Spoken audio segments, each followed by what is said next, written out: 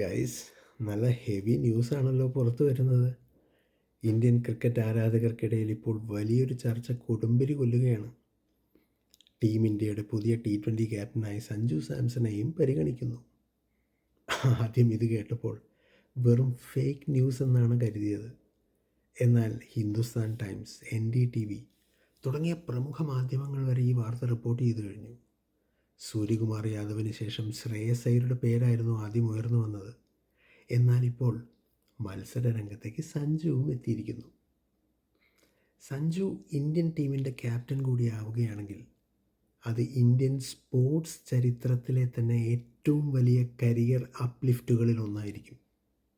വെറും 6 മാസത്തിനുള്ളിലാണ് ഈ അത്ഭുതകരമായ മാറ്റം സംഭവിക്കുന്നത്.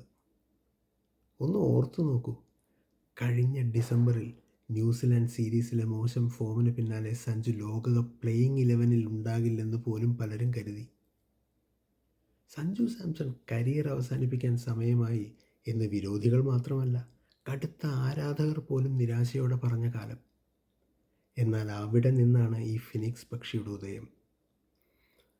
ലോകകപ്പിലെ സൂപ്പർ 6 മത്സരങ്ങൾ, സെമി ഫൈനൽ, ഫൈനൽ, നിർണായക മത്സരങ്ങളിൽ ഹീറോ ആയി സഞ്ജു മാറി. കൂട്ടിന് IPL-ലെ മിന്നും ഫോമും. ഇപ്പോഴിതാ ഇന്ത്യൻ നായക സ്ഥാനത്തേക്കും സഞ്ജുവിൻ്റെ പേര് ഉയർന്നു കേൾക്കുന്നു. സഞ്ജു ഇന്ത്യൻ ക്യാപ്റ്റനായി വരുന്നത് കാണാൻ നിങ്ങൾക്ക് ആഗ്രഹമുണ്ടോ? അങ്ങനെ ഉണ്ടെങ്കിൽ നിങ്ങളുടെ അഭിപ്രായങ്ങൾ താഴെ കമൻറ്റ് ചെയ്യൂ. ബൈ.